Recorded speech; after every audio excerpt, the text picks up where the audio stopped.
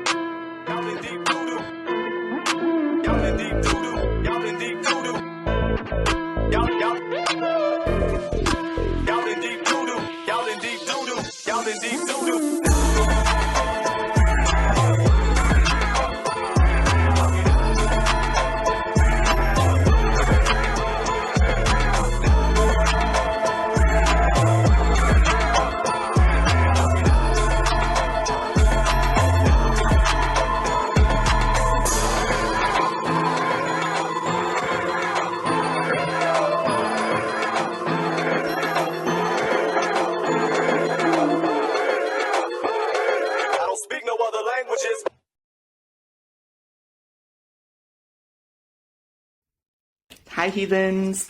Welcome back. I am here with someone whose name I'm almost assuredly going to fuck up.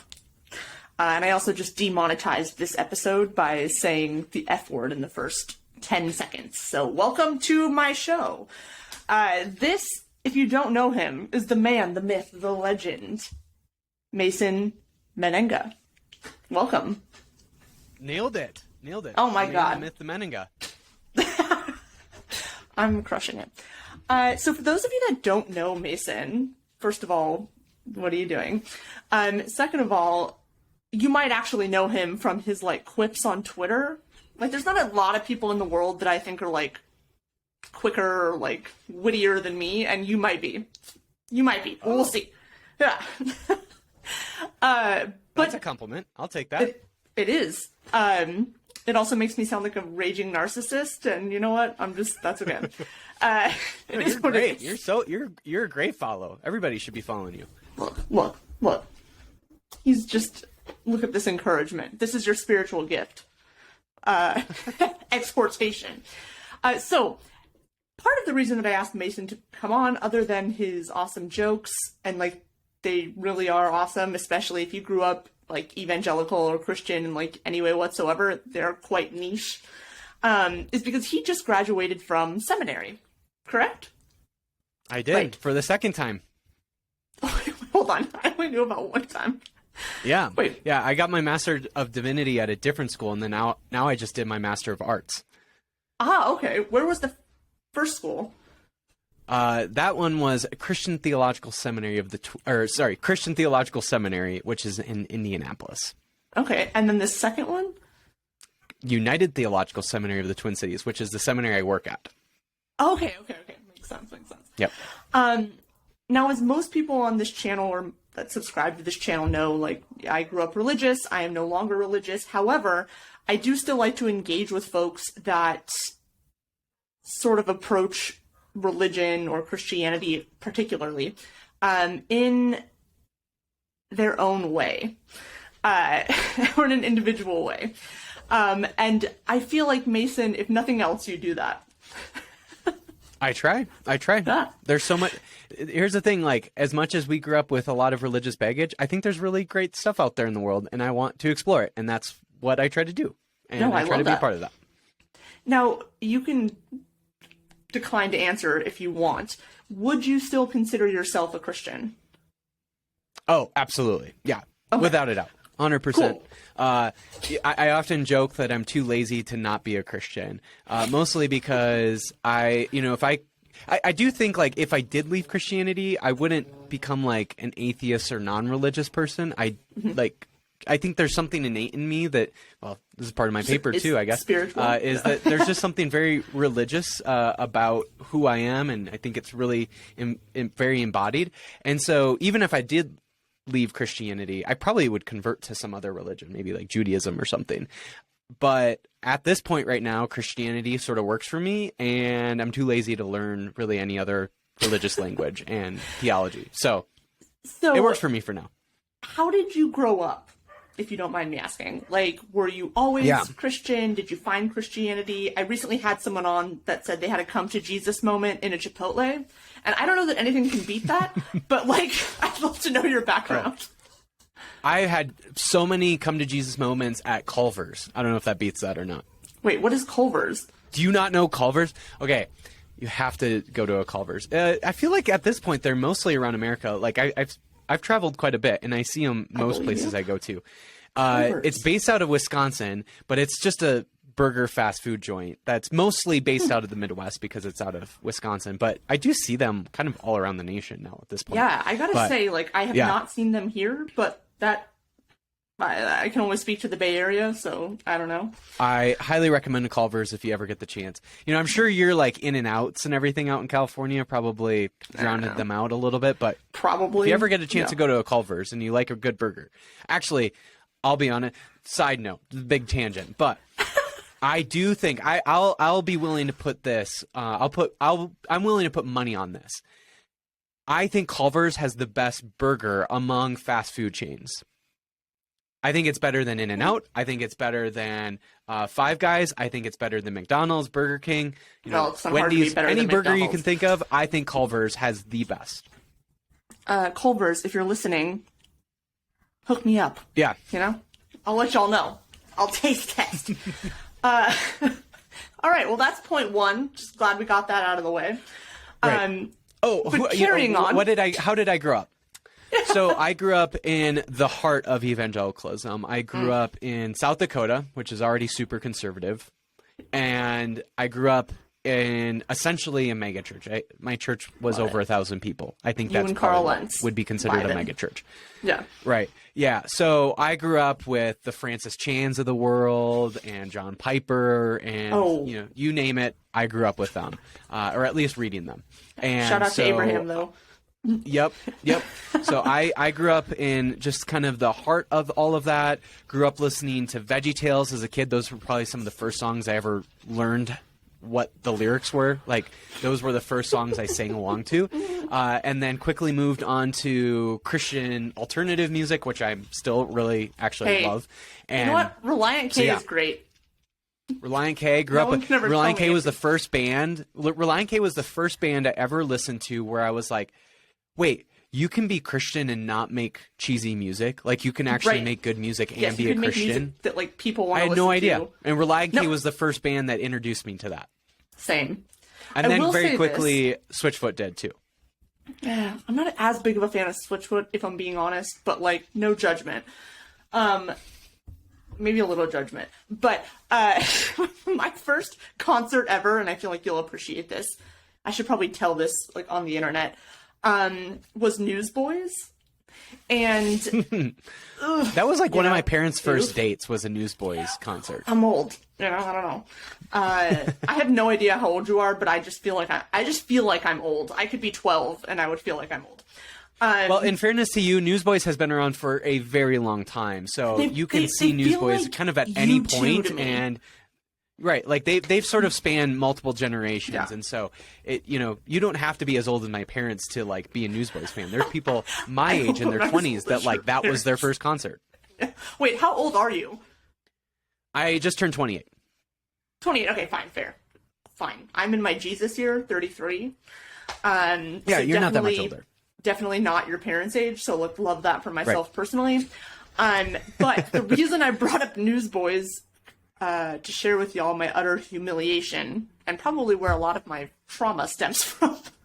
I went to this concert. Of course, my mom took me because I was like, I don't know, 12, something like that. And they were trying to get 2 people to come up on stage, and they wanted a boy and a girl, because, you know, Christians. And so my mom, being who she is, like, shoved me, like, onto the stage, effectively. And, okay, I'm up there. What's up, newsboys? And they tell the boy, for some reason, to, like, yell as loud as he can. There's, like, some competition going on here, right? Or I'm imagining this, but that's what I remember. And he does, and it's fine. And then they turn the mic to me, and I do the same thing. And then he's like, I wanted you to sing. Were they, like, doing, like, a song and they were expecting you to know the lyrics or something? I sincerely, to this day, like, must have blocked it out because I have no idea. Like, you can believe me when I say... Would your mom remember this? No. You can believe me when I say that, like, I would have followed their instructions to a T because there's nothing I dislike more than publicly looking stupid. And then I was just standing there like a shell-shocked moron, and I guess, I don't remember, I guess I did whatever the hell they asked, and then just sort of, like, skulked my way back down the, like, stairs, but it was really just, like, a church stage, so it was, like, 2. You know what I mean? Like, 1, 2. Right. Wow. Anyway, yeah, it was really something. I don't know what that something is, but it was really something. Yeah. Well, it's trauma. That's what that something is. Please. If my therapist is listening, see you next week. Anywho, sorry. So you grew up in the heart of evangelicalism, and at some point, I'm going to assume you went from evangelicalism to, yeah, exactly, to something else, like perhaps universalism. Yeah. Or, you know, let me know where you're at. Yeah. So when I was in high school, I started just really kind of at the beginning getting these doubts and questions around my faith. I was still very much conservative, but I started having these questions and had conversations with my best friend who grew up in the same church as I did. Right. And we started having these conversations around, you know, I don't know if this like marriage between right-wing politics and Christianity is exactly the way Christianity should be doing, right? Again, I was still very conservative, but I just started having some of these doubts around it. Like something isn't, like the math ain't mathin'. Something's not adding up when I read the Bible. Yeah. And then I mean, I wasn't ever this. really all that good at math, but I knew the math well enough to know that math wasn't adding up. So there were things like that those kind of questions and doubts started popping up in my mind. And especially around purity culture, and I was a teenage boy and started, all of that started happening. And so I started having a lot of these questions and doubts around my faith. Ironically, I go to a small Christian college in Iowa, an even more conservative place than I grew up in South Dakota. Oh, yeah. But I was a youth ministry major. I really still was very invested in all of this and went into college as a youth ministry major. And I still remember my very first youth ministry class, we read this book, and I quickly realized, this isn't the only way to think about Christianity, this right-wing evangelicalism that I grew up with. And I'm like, what? There's other ways to think about Christianity? So I started looked up the author, started looking up all these other people that are associated with the author, like Rachel Held Evans and Nadia Boltz-Weber and all these other people. And I was like, there are at least 5 other people that think about Christianity differently. I mean, I was so insulated. To be honest. I was so insulated. I had no idea. It's not even that I grew up knowing that it existed and then reacted against it. I had no idea any of this type of Christianity existed. Same. And so I grew up in the Bay Area. So it's wild what being sort of sheltered can do. Right. So I started reading their books and just was, I started following them on Twitter and then realized, there's thousands of other people who are really like these people. And I guess there's thousands of others of us who are like this. So it was during college that I began to really have a tangible way to move out of evangelicalism and into another type of Christianity. And And then from there, after I graduated college, I started seminary and did all this other work as I was a youth pastor for a little while at this very progressive church. And it was during that time that then I really discovered a lot of liberation theology and process theology, which is what I'm really into now. And so I started discovering all this other theology and other ways of being Christian that were even, I think during that time when I first started coming out of evangelicalism, I would describe that as a very sort of like, you know, classic white liberal response to coming out of evangelicalism, which I think happens to a lot of people. And that's okay to be in that process. But I ended up eventually just getting continue into this on. more, You know what I mean? Like, keep going. I continued on. Exactly. Yeah. I continued on into a little bit more of radical politics and all of that. But yeah, that's sort of been my journey and sort of where I'm at now. But that's how I came out of evangelicalism and where I am at this point. Love it. Can you explain to the folks listening who might not know what process theology is? If I'm not wrong, I might be misremembering, but I feel like somewhere in your Twitter bio, it says something like liberation theology in the streets, process theology in the sheets. That's exactly right. Nailed it. I'm not a stalker. So maybe explain to folks who might not know what that is. Yeah. What that is. So process theology, the way I describe it is two different things. It's two very important things. The first of which is everything's in relationship with one another. So from the electrons that make up all the atoms in the world, those little tiny electrons have some sort of relationship with one another. Then obviously you get to humans. We all are in relationship with one another. And then even process theology, it's a theology after all, even would say that then God and the world are in relationship with one another. So everything's in relationship. So that's the first important piece of process theology. The second piece is that the future is completely open to all sorts of different kinds of possibilities. So for those of us who grew up in Calvinism, we think that, you know, everything's already been predetermined, right? Yeah. Like but God in process theology, it's just the opposite. I'd be like this annoying right? bitch on the internet. Sorry, God. Exactly. It's your fucking problem. I should to say. So in process theology, the future's open to all sorts of different kinds of possibilities. And so the future has not been determined. And so those are the two kind of core pieces of process theology: relationality, and the future is open. Sorry, I hope you didn't just hear me yelling at my dogs. I tried to mute myself. Yeah, so I think like I wasn't aware of process theology, and I looked it up because I was like, what is this term? I need to know more. Ding, ding, ding, ding.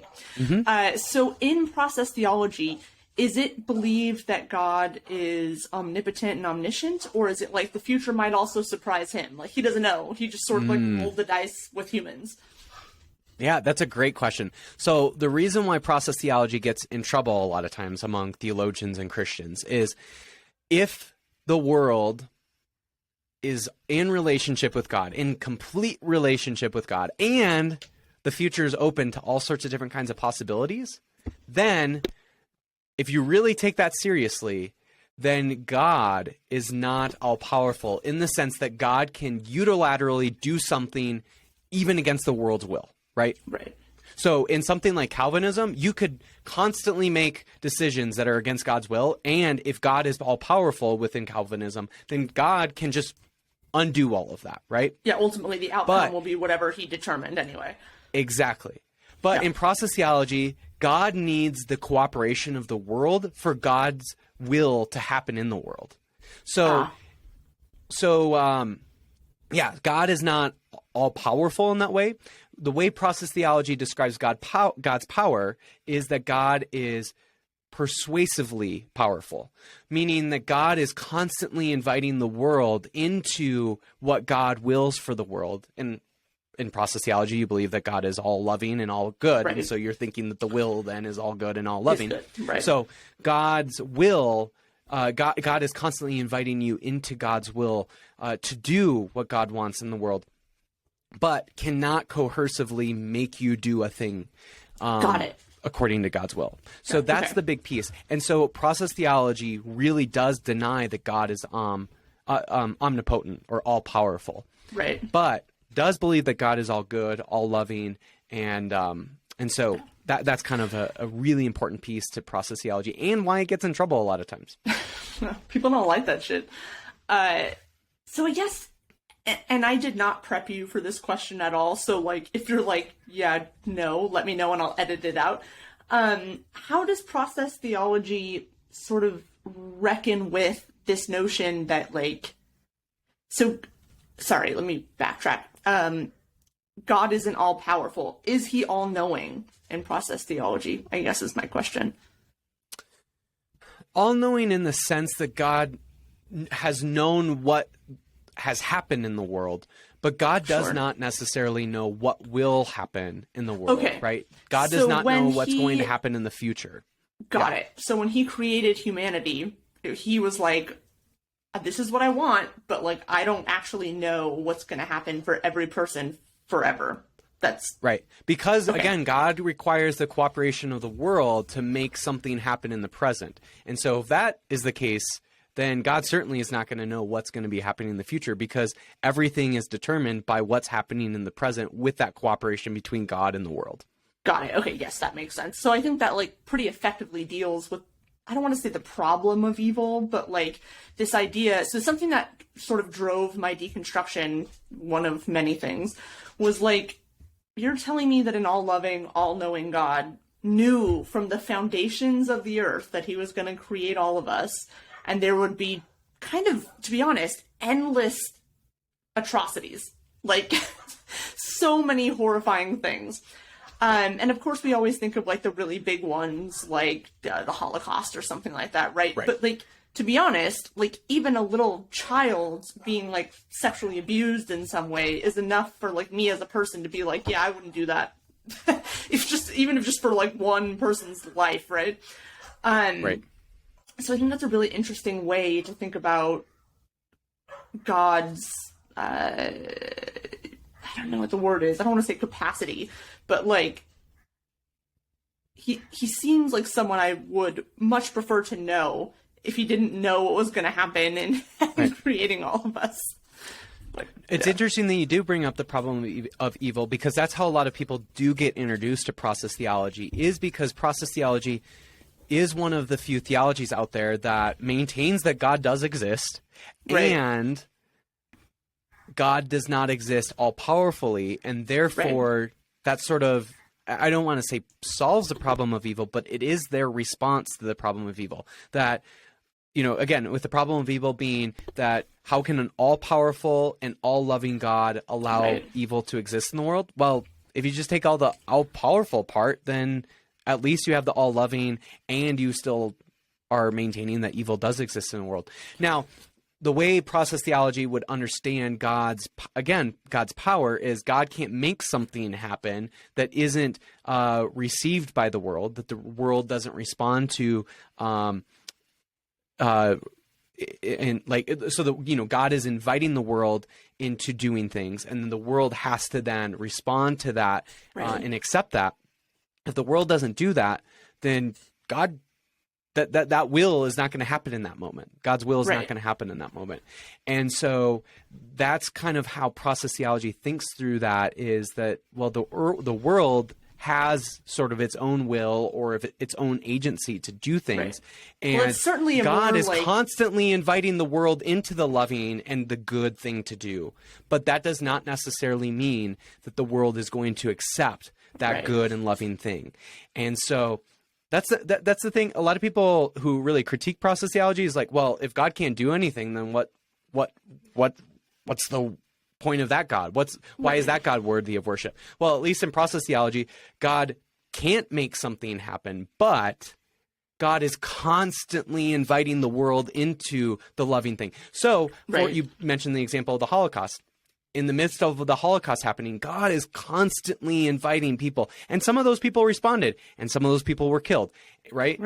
And so there was this constant inviting of the world in a moment like the Holocaust by God to do the loving and good thing. And because the world, or at least the nation of Germany, decided against that, then something like as atrocious as the Holocaust does happen.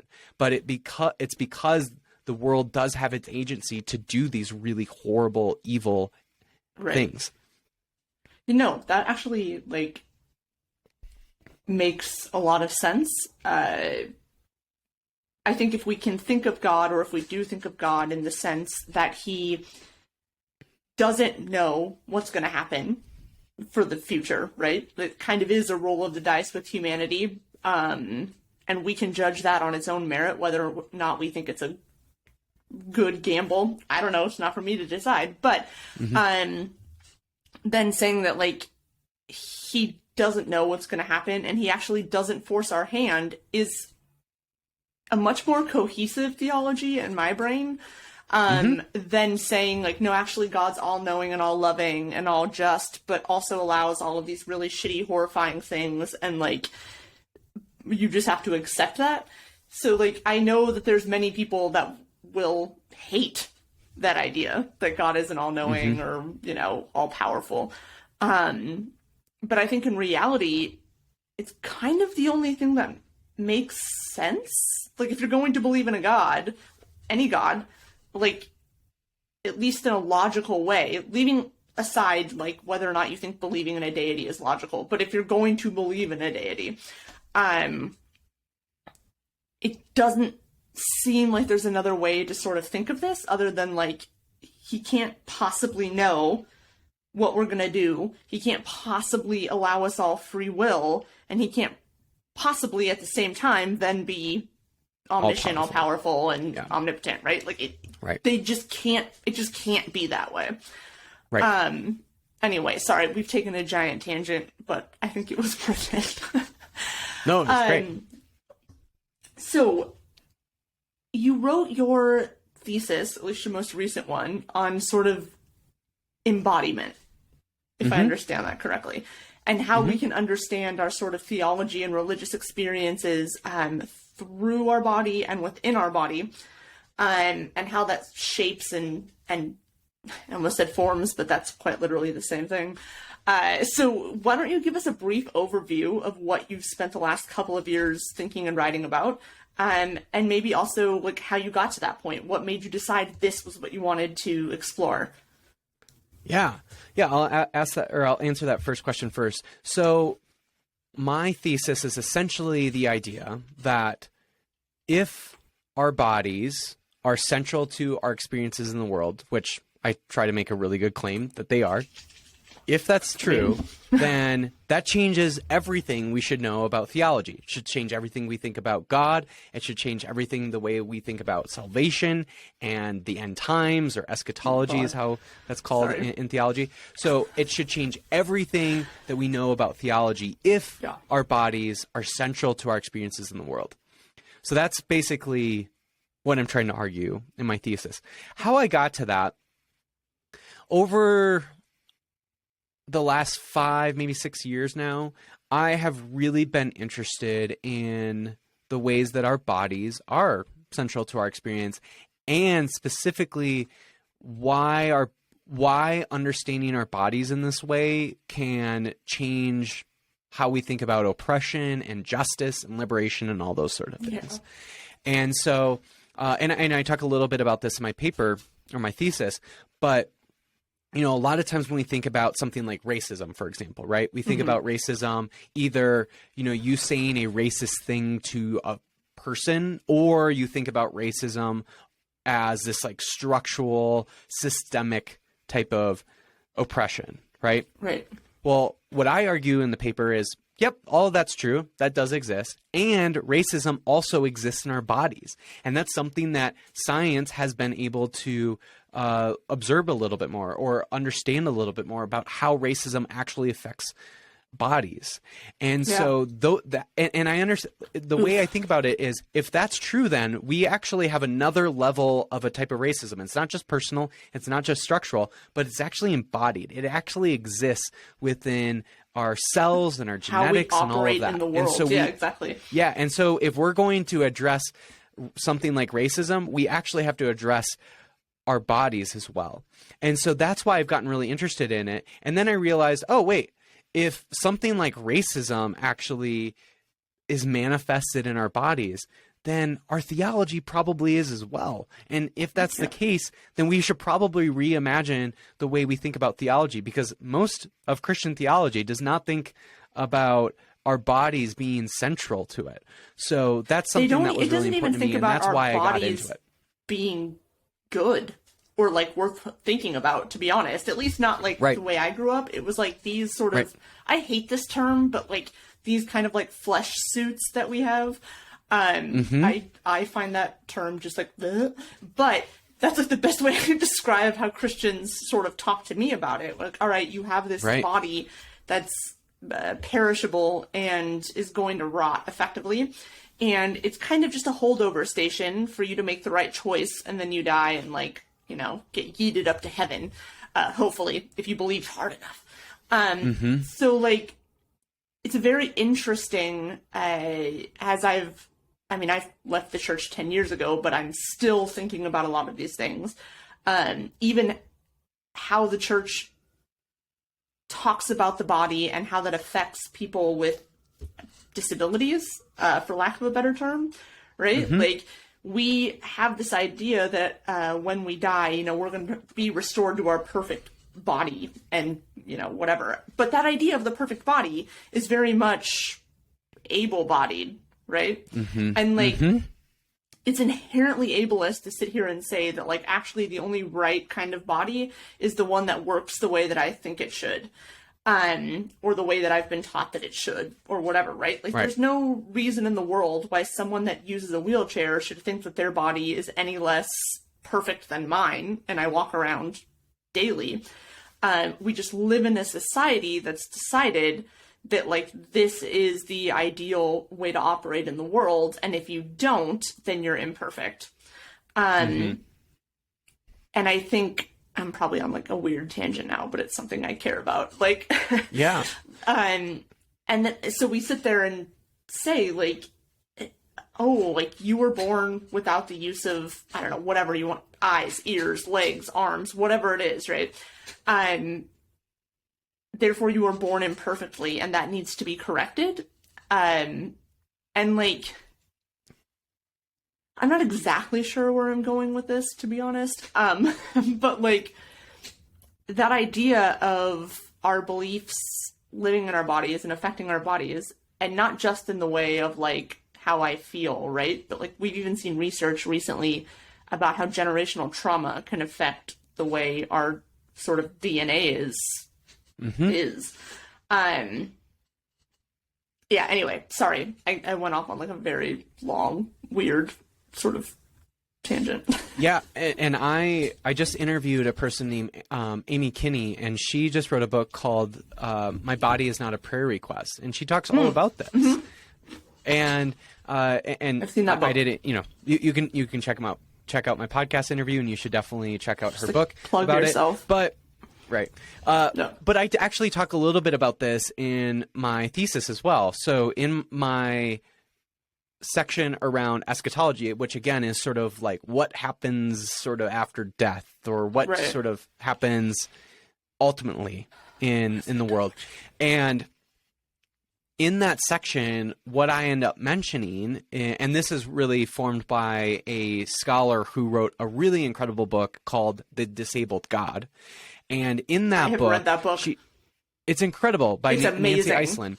Yes. Incredible. So one of the things I talk about is how the kingdom of God, if we imagine the kingdom of God, is not about restoring bodies as if they were perfect or something. But it's actually, the kingdom of God is actually breaking down the barriers that disable bodies in the first place.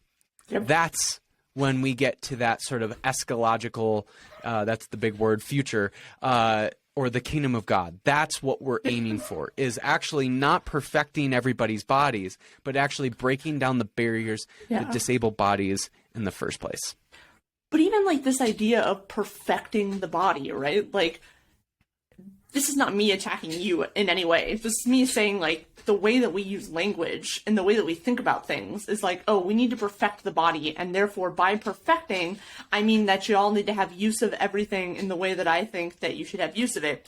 As opposed to just saying like, there is not a perfect standard for bodies. Bodies are what they are. Right. And, like, we should, as a society, as a culture, as whatever you want to call it, as a species, be accommodating to the needs of however a body shows up. But yeah, I read that book, and, like, I don't remember, it was a while ago, so I don't remember the exact sort of phraseology, but she was talking about Jesus as being disabled in many senses, especially as being sort of this God on earth and not being God, right? Like, Christianity will teach you that, like, Jesus was like God, he had and God an actual was Jesus, like he was limited in his human body. Limited, right? That's the entire fucking definition. Is that, like, he had limited abilities in this realm, right? And, like, I genuinely, when I read that, had to, like, sit with myself for a while and, like, think about that, because I was like, oh my god, like, that's fucking wild.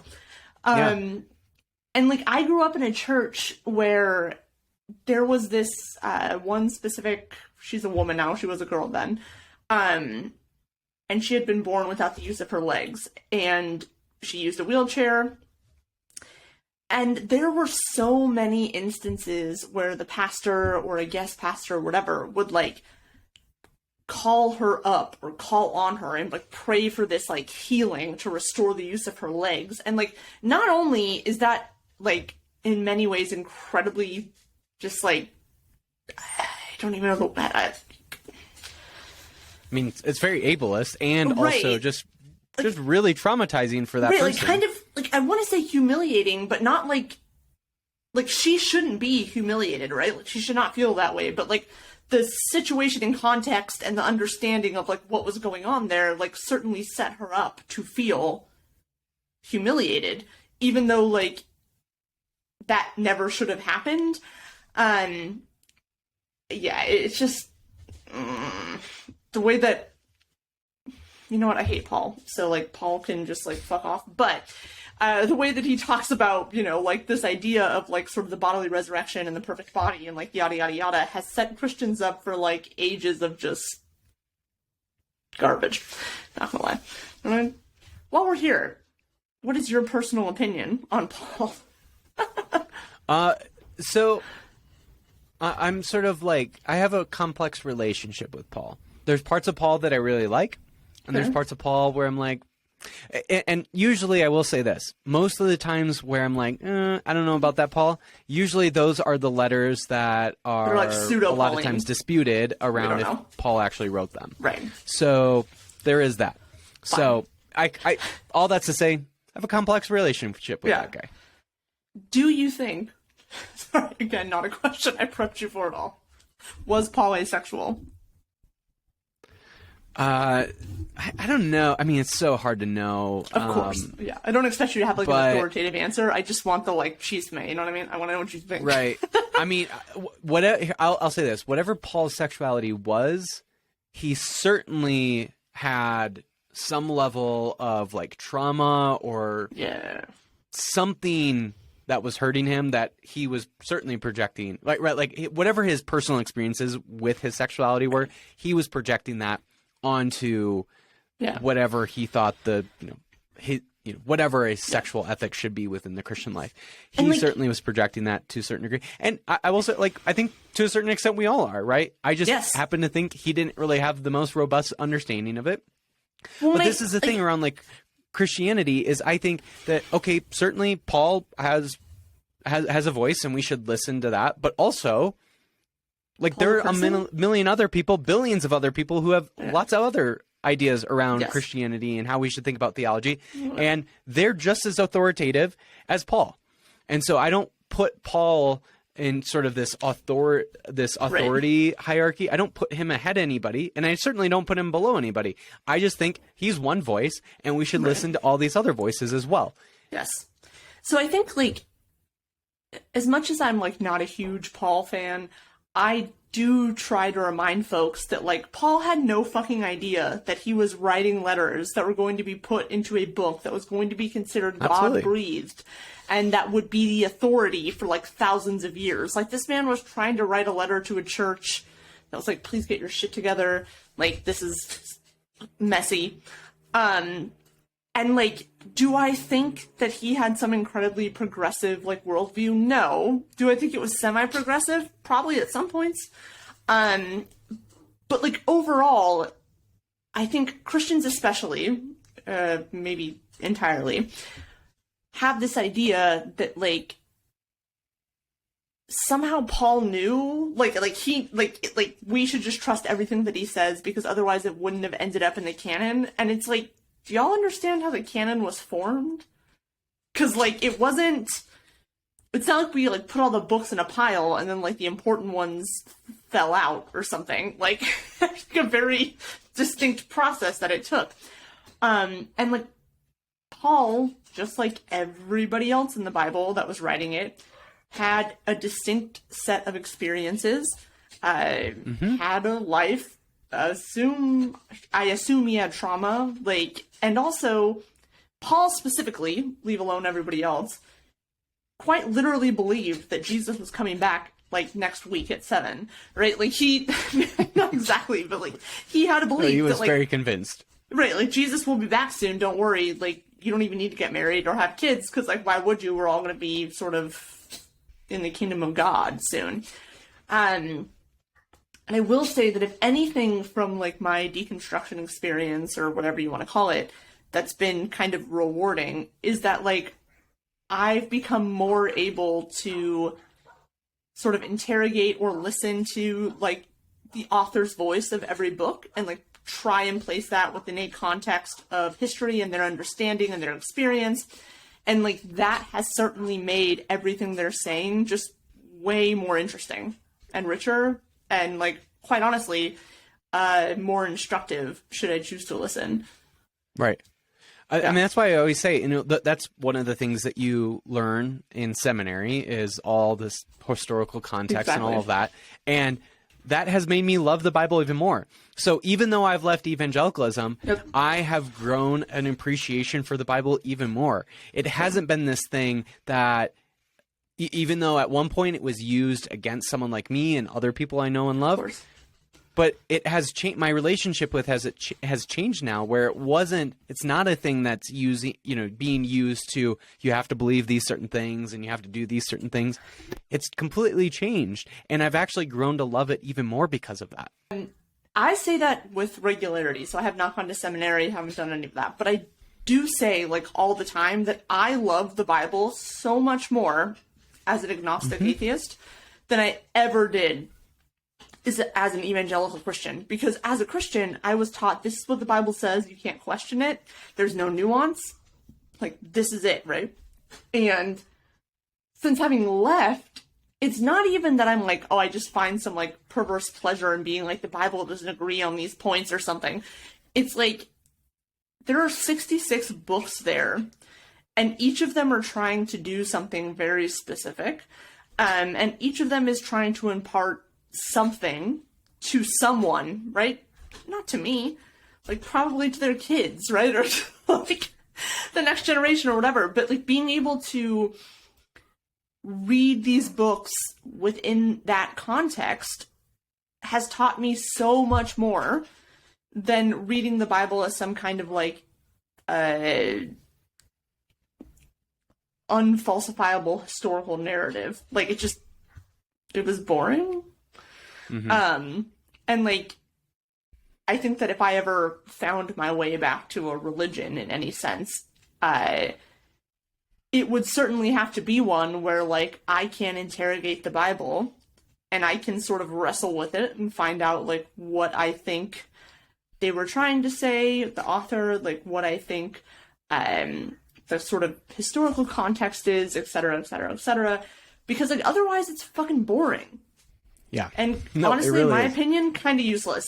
Like, the only reason that it has to be so rigid is because the person that's saying that, like, this is what it means, needs it to mean that for their own sort of benefit, right? Right. Like, anyway, I digress. Sorry. I have thoughts and feelings, lots of them. Okay, so let's talk a little bit more, because I have, like, chatted your ear off for a very long time now, about, like, what embodied theology looks like in practice. Like, how does that work out in your everyday life, right? Or in my everyday life, or whoever. Right. Yeah. So I actually have a whole section on praxis and what this could look like for different people. There's a number of different practices that I mention, but one of which that I've actually done quite a bit and I find really helpful. But there is a really common Christian practice called Lectio Divina. And in regular Lectio Divina, what you do is you look at a very small passage or even just a word within the Bible, and you reflect and meditate on it, okay? Yeah. I'm sure you've done it. I'm sure lots of Christians have done it. Because that's demonic. But yes, reflect. Right. But so it's a very, very common practice. It's very old within the Christian tradition. So what I do is, instead of meditating on a word, what you do is you go out in the world and you meditate on what's happening in front of you. So maybe you go on a walk in your neighborhood and you take a look and you just stop for a moment and meditate what's happening in front of you. Maybe there is a dog barking at you. Maybe there's a squirrel running up the tree. Maybe there's somebody mowing their lawn. Whatever it might be. Maybe there's two random people about to fight in the street because one of them was driving weird. I'm not saying that happened to me, but yes. Yeah, I was just going to say, it sounds like you're talking from personal experience, but it very well could be that, right? But you're meditating on what is happening in front of me, and you're actually engaging your body within its own environment and context, right, and really setting it in within that context. And so it does sound a lot like grounding. Like exactly. Grounding No, your it's body exactly in, what like, it is. Whatever is happening in that moment. Right. No, it's exactly what it is. You're really grounding yourself within a particular context and allowing yourself to be fully present, including your body fully present within that context. Whether it's two people fighting on the street or a squirrel running up a tree, whatever it might be, you're fully experiencing, including your body, fully experiencing that moment. Yeah. No, I love that. And I think, like, maybe people have different experiences than I do, but, like, the way that I felt when I was growing up in the church, the way that I felt was, like, never to be trusted.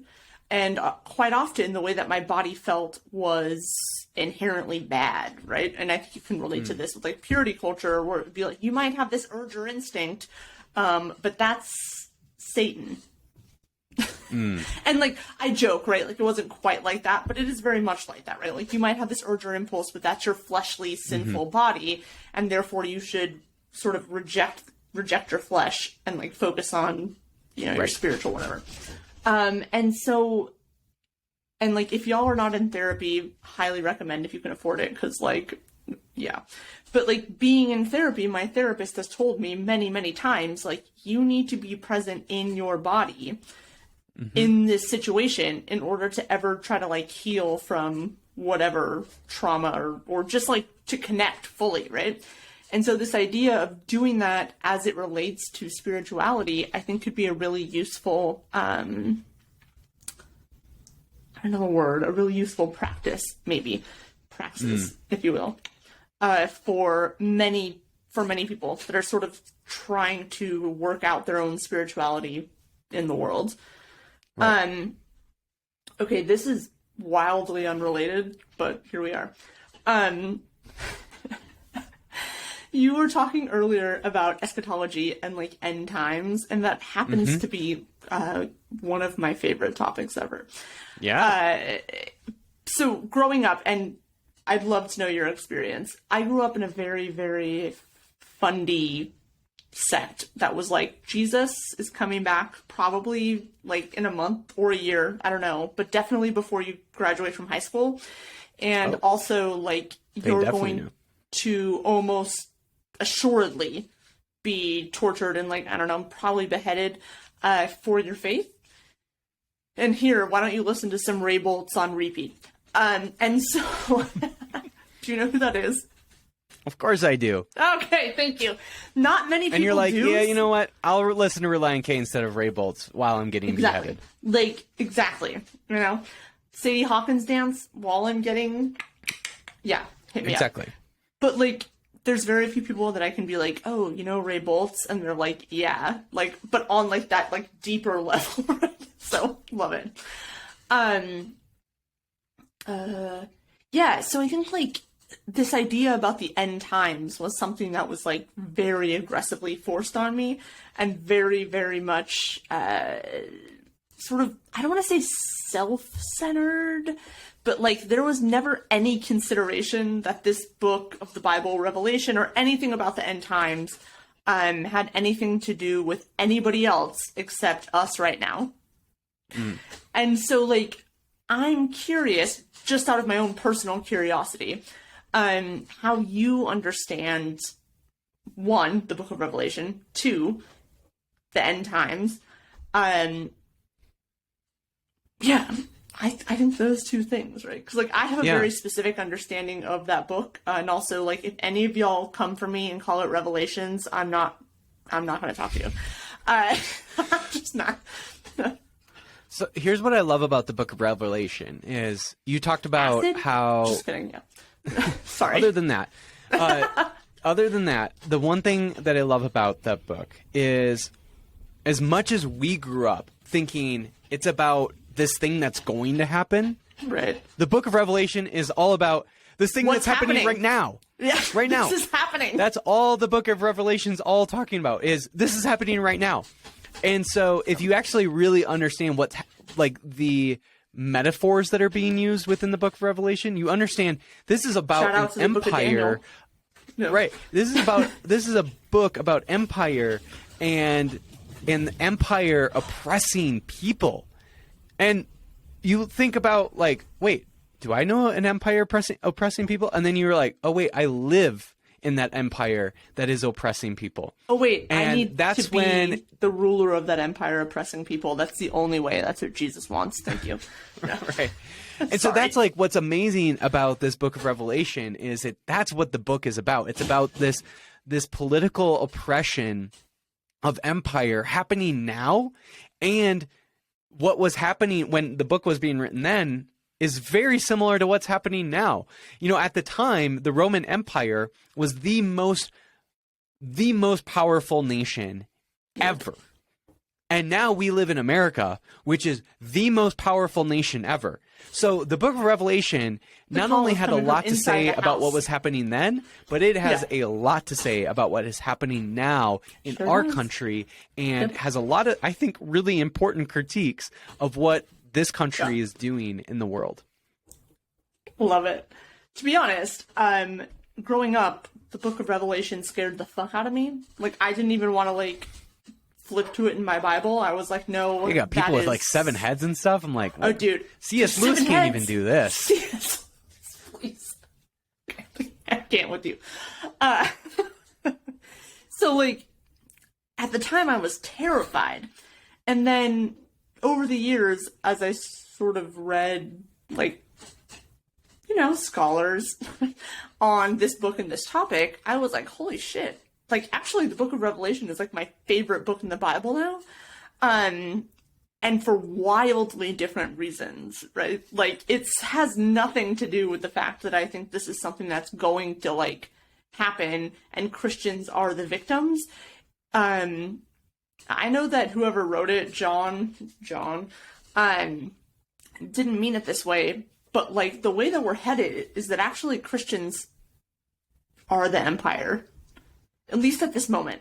Like, that's what it's sort of coming down to. And so, like, when people who are deconstructing or just sort of examining their faith, like, want to talk to me about this book, like, I personally love it. Because I think that the critique of having this, like, allegiance to power and authority and empire is incredibly pertinent. And, like, yeah, if you don't understand sort of apocalyptic literature and, like, the symbolism and all of that stuff, then yeah, it's going to sound, like, pretty fucking wild. And it is wild. except that, like, if you understand that genre, everything he's saying is incredibly clear.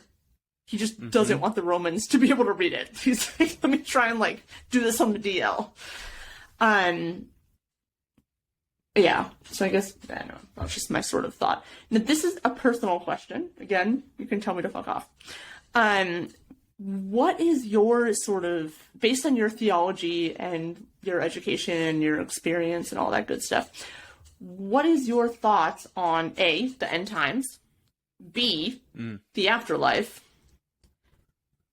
and C, people with purple hair? No, I'm just kidding. Just A and B. Oh, I have way more thoughts on the last one. All right, so end times. I think every moment is an apocalypse, right? So the word apocalypse actually means revealing. And if we take it literally in that way, I think every moment is revealing, especially when it comes to political empire. It's always revealing itself. And I think every moment should be this apocalyptic moment that is revealing the horrors of empire. Okay? So when it comes to end times and the apocalypse, that's what I think about it. Yeah. I really don't have any thoughts outside of that, right? A lot of Christians have these thoughts around like the rapture and all this stuff is going to happen. I don't have any of those thoughts around it. I just take apocalypse literally. I just believe what it says. It's about revealing. And it reveals the horrors of political empire. So that's what my thoughts are around end times. Afterlife. Don't really have any thoughts around it.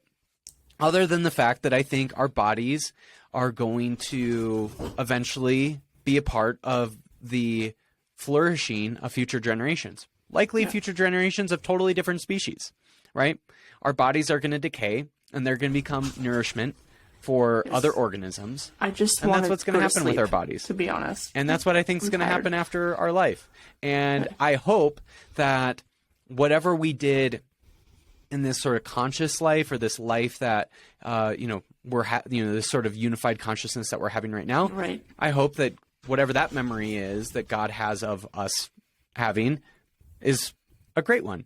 And I certainly think that once our bodies become nourishment for other species, that God is going to remember the benefit that we have given or the gift that we have given with our bodies to the nourishment for future generations for this planet. So that's kind of what I think about the afterlife. I think that's sort of what happens after we die. But I really don't really have any other thoughts outside that. And then people with purple hair, they're all right. Yeah, they get by. You know what I mean? Fine. So, sorry, those last two things just sort of made me think a little bit, which I love. So, me personally, like, even if there is a God, what I would really like after this life is to just kind of, like, peace out, if I'm being honest. Like, I just kind of want to, like, if there's some benefit that my, first of all, body, I guess, that's why I'm an organ donor, or, like, my sort of energy can have, then, like, yeah, I hope that it does those things. But, like, overall, my personal belief is that, like, believing that there is some kind of conscious afterlife where we exist more or less as we are for all eternity cheapens our current experience and allows us to forego a lot of I don't know if personal responsibility is the right term, but it allows us to sort of say, like, well, this time right now doesn't really matter. And what matters is, like, our life after death. And so, like, I don't need to worry so much about what I'm doing here. And I really resonate with the Jewish idea that, like, they're here to bring heaven to earth, right? Like, they're here to make this place the best possible version that they can. And especially as a white American woman, if I'm being honest, like, I would venture to guess that I have no goddamn idea what it's like to actually suffer, right? And that's coming from someone who has had, like, a pretty traumatic past. I am still privileged. I still have access to many things. And like, sorry, my dogs are so annoying. Yeah, I'm rambling, but it is a very interesting thought to me to sort of think about the afterlife in this way. Yeah, anyway, I'm going to wrap it up. Sorry. I think it's important. Yeah, I think it's important to think about the fact that this life is what we got, and we got to make the best of it. And like, this is what we know we have. Right. And for those of us who have power within the society, we need to do whatever we can to abolish those systems that disempower other people. Yes. And that's what we got, and that's what we're living for, and we're going to do whatever we can to make the world a better place for even those who come after us. And in some cases, that's going to mean that our bodies are going to be decomposed and become nourishment for other species. And also it means that the life we live now, we can create a totally different political reality. We can create an entirely different reality for other people. Healing systems.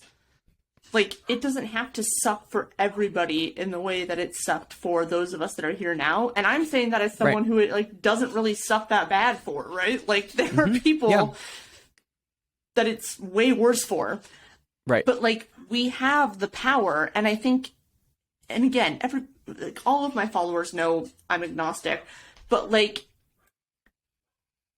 if y'all can ever read the Gospels and not see Jesus as like a socialist, I want whatever you're smoking. Because as an agnostic, I read the Bible and I see Jesus very clearly as a socialist. Right. And creating that different reality in the world. And I hope to be a part of that. And I hope other people, and I want to invite other people into that.